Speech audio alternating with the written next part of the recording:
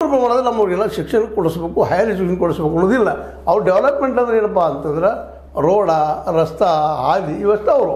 ಸ್ವತಂತ್ರವಾದ ಮೀಡಿಯಾಗೆ ಬೇಕಾಗಿರುವುದು ಸ್ವತಂತ್ರ ಧ್ವನಿ. ಆ ಸ್ವತಂತ್ರ ಧ್ವನಿ ಉಳಿಸಲು ನೀವು ಮಾಡಬೇಕಾದದ್ದು ಇಷ್ಟೇ. ಅದೇನಪ್ಪಾ ಅಂತಂತಂದ್ರೆ ನಿಮ್ಮ ಕೈಲಾದಷ್ಟು ಸಹಾಯ ಈ ಚಾನಲ್ಗೆ ಮಾಡಿ ಹಾಗೂ ನಿಮ್ಮ ಧ್ವನಿಯನ್ನು ಕಾಪಾಡಿಕೊಳ್ಳಿ.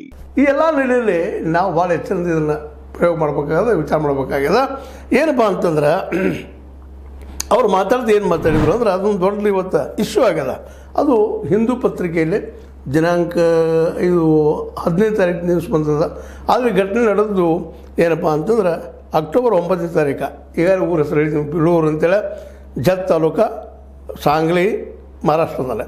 ಏನಪ್ಪ ಅದು ಇಂಗ್ಲೀಷಲ್ಲೆಲ್ಲ ರಿಪೋರ್ಟ್ ಹಿಂದೂ ಪತ್ರಿಕೆಯಲ್ಲಿ ಬಂದದ್ದು. ಏನಂದರೆ though social reformer Basaveshwara fought caste based discrimination and against social injustice, caste discrimination is still in practice in Lingayat mutts identifying with Basaveshwara ideology. ಇದೊಂದು ಮಾತು ಹೇಳಿದರು. ಇವತ್ತು ದಿವಸ ಕಾಸ್ಟ್ ವಿರುದ್ಧ ಹೋರಾಟ ಮಾಡಿದಂಥ ಬಸವಣ್ಣವರ ವಿಚಾರಧಾರೆಯನ್ನು ಇವತ್ತು ಮಠಗಳು ಕಾಸ್ಟನ್ನು ಪ್ರಾಕ್ಟೀಸ್ ಮಾಡ್ತಾ ಇದ್ದಾರೆ, ಬಸವಣ್ಣನ ಫಾಲೋ ಮಾಡ್ತಾ ಇಲ್ಲ, ಅವ್ರ ಐಡಿಯಾಲಜಿ ಫಾಲೋ ಮಾಡ್ತಾ ಇಲ್ಲ ಅಂತ ಹೇಳಿದರು. ಅಡ್ಡಿಲ್ಲ, ಅದು ಸತ್ಯನದು, ಅದೇನು ಸುಳ್ಳಿನಲ್ಲ. ಯಾಕಪ್ಪ ಅಂತಂದ್ರೆ ಎಲ್ಲ ಪರಿಸ್ಥಿತಿ ಹೌದು, ವೀರಶೈವರಾಗಿರ್ಬೋದು, ಮತ್ತೊಬ್ಬರಾಗಿರ್ಬೋದು, ಅಲ್ಲಿ ಕಾಸ್ಟ್ಗಳಿದ್ದಾವೆ, ಇಲ್ಲ ಅಂತಲ್ಲ. ಮತ್ತು ಇವತ್ತು ನಮ್ಮ ಲಿಂಗಾಯತ ಅನ್ನೋದು ಇಟ್ ಸೆಲ್ಫ್ ಇಸ್ ಕಾಸ್ಟ್, ಅದು ಧರ್ಮ ತಾಕರ್ಕೊಳ್ತೀವಿ ಇಲ್ಲ ಅಂತಲ್ಲ. ಕಾಸ್ಟ್ ಹೌದು, ಧರ್ಮ ಹೌದು.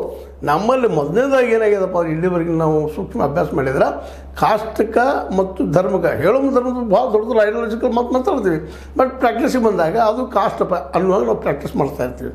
ಇವತ್ತು ಯಾವುದೂ ಇರಲ್ಲ, ಯಾವುದೇ ವಿಷಯ ಇಲ್ಲ. ಆ ವಿಷಯದಲ್ಲಿ ಅವ್ರು ಮಾತಾಡಿದ್ರು ಯೋಗ್ಯದ ಬರೋಬ್ಬರದ ಟೀಕೆ